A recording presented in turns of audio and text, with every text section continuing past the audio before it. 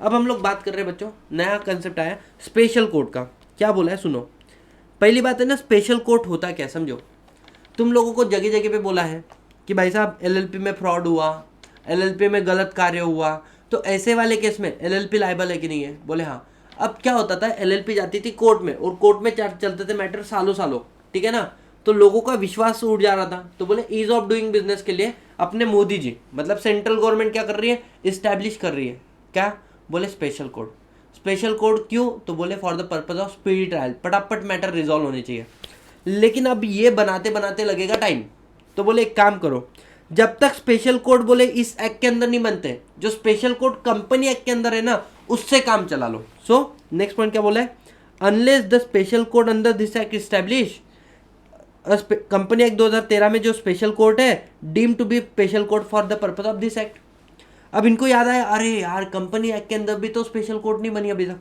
बोले अगर special court बोले कंपनी एक्ट 2013 में भी नहीं बनी है, तो बोले एक काम करो, हर एक डिस्ट्रिक्ट के अंदर सेशन कोर्ट होता है, बोले हाँ, उसको स्पेशल कोर्ट मानेंगे।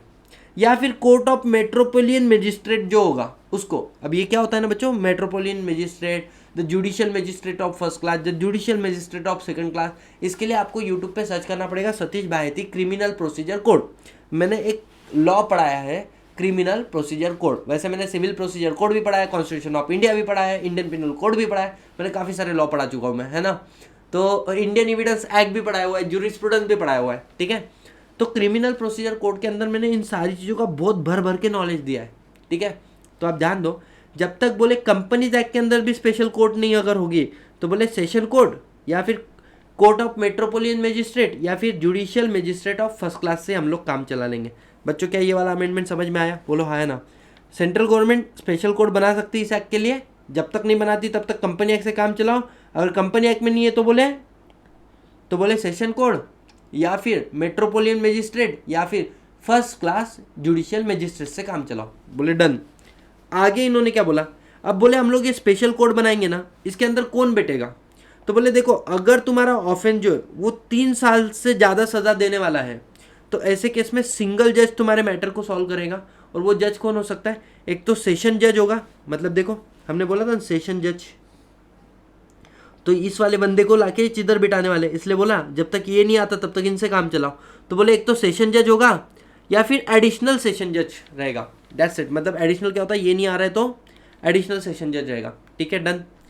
अगर अदर ऑफेंस है, अदर ऑफेंस मतलब 3 साल से नीचे वाली सजा वाले ऑफेंस है, तो ऐसे केस में बोले एक तो बोले मेट्रोपोलियन मजिस्ट्रेट से काम चला लो या फिर जुडिशियल मजिस्ट्रेशन ऑफ फर्स्ट क्लास से। समझ में आ रहा है बच्चों कैसे ये नाम यहाँ से कनेक्टेड है, समझ में आया। इतना लॉजिकली आपको कोई अमेंडमेंट नहीं बताने वाला एलएलपी एक्ट के अंदर, क्यों यहाँ पे मेट्रोपोलियन मजिस्ट्रेट लिखा है, क्यों यहाँ पे judicial magistrate of first class लिखा है, क्यों यहाँ पे सेशन जज लिखा है, समझ में आया लॉजिकली। तो पहली बात क्या बोला है, 3 साल के ऊपर के अगर मैटर को रिजॉल्व करना है तो सिंगल जज रहेगा, सेशन जज या फिर एडिशनल सेशन जज। सेकंड चीज क्या बोला है, अगर 3 साल के नीचे वाले ऑफेंस है, दूसरे ऑफेंस है, तो बोले उसके केस में मेट्रोपोलियन मजिस्ट्रेट या judicial magistrate of first class रहेगा। जब तक बोले हम स्पेशल कोर्ट नहीं बनाते, कंपनी एक्ट की स्पेशल कोर्ट को यूज़ करो। बोले कंपनी एक्ट में भी स्पेशल कोर्ट नहीं है, फिर एक काम करो, सेशन कोर्ट जो सीआरपीसी एक्ट में ना उसको यूज़ करो, मतलब क्रिमिनल प्रोसीजर कोर्ट, या फिर मेट्रोपोलियन मजिस्ट्रेट या फिर judicial magistrate of first class. अरे गजब, बाकी सब ठीक है, बस चल रहा है।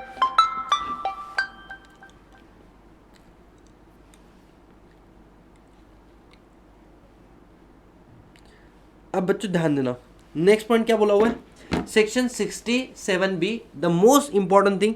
मुझे लगता है एग्जाम में क्वेश्चन बनने की पूरी प्रबल संभावना है इस वाले सेक्शन से, ठीक है। सेक्शन 67B क्या बोलता है। अच्छा मुझे एक बात बताओ, हम लोग किस स्पेशल कोर्ट में केस फाइल करेंगे। तो बोले सुनो, आपका रजिस्टर ऑफिस जिस जहाँ पर है ना एलएलपी का, वहाँ के स्पेशल कोर्ट में केस फाइल कर देना। अच्छा हमको एक बात बताओ, अगर उस एरिया में एक से ज़्यादा स्पेशल कोर्ट रहे तो बोले उसमें से सिर्फ एक ही स्पेशल कोर्ट में केस फाइल करना, वन ऑफ देम, लेकिन वो भी कौन सी, जो हाई कोर्ट ने डेजिग्नेटेड की है उसके अंदर केस फाइल करना। बच्चों समझ में आया लॉजिकली, बोलो हाँ या ना। क्या बोला है कि अगर स्पेशल कोर्ट कौन सी, तो जहाँ पर तुम्हारा रजिस्टर ऑफिस है, और अगर वहाँ पे एक से ज़्यादा स्पेशल कोर्ट है तो बोले जो हाई कोर्ट डेजिग्नेटेड करेगा उसके अंदर फाइल कर देना। अब क्वेश्चन आता है विच ऑफेंस, तो उन्होंने बोल दिया अगर बोले इस एक्ट के अंदर के ऑफेंस तो तुम ट्राई करोगे और साथ ही साथ में दूसरे एक्ट के ऑफेंस भी एप्लीकेबल हो गए, मतलब इस ऑफेंस को ट्राई करते करते तुमने दूसरे एक्ट के भी नॉन कंप्लायंस किए, वो मैटर भी बोले हम लोग साथ में रिजॉल्व कर देंगे, आपको दूसरे जगह जगह पे भटकने का जरूरत नहीं है। आगे वाला क्या बात बोला बच्चों इन्होंने, समरी ट्रायल। मेरे को लगता है क्वेश्चन यहाँ से बनेगा, समरी ट्रायल से क्वेश्चन बनेगा। क्या बोल रहा है, अगर तुमको लग रहा है किसी किए की सजा 3 साल से कम है, मतलब उसने जो कार्य किया है ना उससे 3 साल से नीचे वाली सजा उसको मिलनी चाहिए, जेल, तो बोले एक काम करो आप उसका समरी ट्रायल चलाओ। समरी ट्रायल मतलब सुपर फास्ट तरीके से प्रोसीडिंग होती है, और समरी ट्रायल में आप सामने वाले व्यक्ति को मैक्सिमम सजा कितने साल की दे सकते हो, 1 साल की। मतलब क्या बोला है, बड़ी सिंपल सी बात है, अगर उसने जो कार्य किया है उसकी फ्रॉड के केस में सजा 5 साल तक है, क्या उसका समरी ट्रायल हो सकता है, नहीं हो सकता है। लेकिन जहाँ पे सजा 3 साल के नीचे की है तो उसका समरी ट्रायल हो सकता है। समरी ट्रायल करोगे तो सुपर फास्ट तरीके से केस रिजॉल्व होगा, और उसके अंदर तुम सामने वाले को सजा 1 साल के ऊपर की नहीं दे सकते। आगे क्या बोला है बच्चों, अगर केस को ट्राई करते करते मतलब ट्रायल के समय में तुमको लगा कि यार इसको है ना 1 साल से ऊपर की सजा होनी चाहिए, या अब तुमको डाउट हो रहा है शायद ये केस समरी ट्रायल का नहीं है, तो बोले इसको रेफर बैक कर दो किसमें, रेगुलर कोर्स में। So during the summary trial it appear कि सेंटेंस इसको कितना 1 साल के ऊपर का देना चाहिए, या फिर अनडिजायरेबल फॉर समरी ट्रायल, ये केस समरी ट्रायल के लिए डिजायरेबल नहीं है, तो बोले रिकॉर्ड करो सेम और इसको वापस रेगुलर ट्रायल में शिफ्ट कर दो। और लास्ट वाला बात बच्चों कि अगर आप स्पेशल कोर्ट के डिसीजन से खुश नहीं हो तो अपील करोगे, रिव्यू करोगे किधर, बोले हाई कोर्ट में। बच्चों यहाँ पर साथ ही साथ में आपका एलएलपी एक्ट खत्म। लास्ट वाला पॉइंट, रजिस्ट्रेशन ऑफिस। अब क्या हुआ है, पहले क्या होता था ना बच्चों, कंपनी को रजिस्टर करने के लिए आरओसी करता था, फिर बाद में हमने आरओसी का ये पावर छीन लिया और इसको दे दिया सीआरसी, सेंट्रलाइज्ड रजिस्ट्रेशन सेंटर, ठीक है। फिर एलएलपी का रजिस्ट्रेशन का काम कौन देखता था, बोले आरओसी देखता था, हमने आरओसी का भी पावर छीन लिया और किसको दे दिया बच्चों, सीआरसी को, ठीक है ना।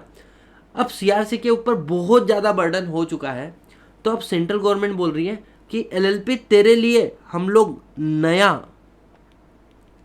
नया रजिस्ट्रेशन ऑफिस बनाएंगे पूरी इंडिया के अंदर अलग अलग जगह में, ठीक है।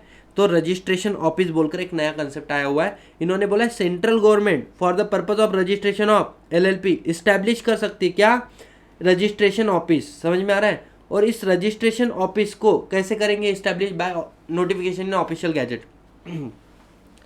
कितने बोले रजिस्टर ऑफिस ओपन करोगे, जितने उनको सही लगते हैं उतने करेंगे। पर्पस क्या होगा इस रजिस्टर ऑफिस का, बोले सुनो, इसके रजिस्टर ऑफिस के अंदर तुम रजिस्ट्रेशन ऑफ एलएलपी कर सकते हो। अब इसके लिए तुमको रजिस्ट्रार अपॉइंट करने पड़ेंगे, पर्सन अपॉइंट करने पड़ेंगे, तो बोले जॉइंट रजिस्ट्रार, डेप्यूटी रजिस्ट्रार या असिस्टेंट रजिस्ट्रार तो को तुम अपॉइंट करोगे। लास्ट वाला पॉइंट क्या बोला है बच्चों, ये रजिस्ट्रार का काम क्या है, बोले रजिस्ट्रेशन ऑफ एलएलपी करना, और जो जो दूसरे काम दिए वो सारे दूसरे काम भी करना। बच्चों with this we are done with the complete LLP act guys. Now tell me, is there any single problem with respect of limited liability partnership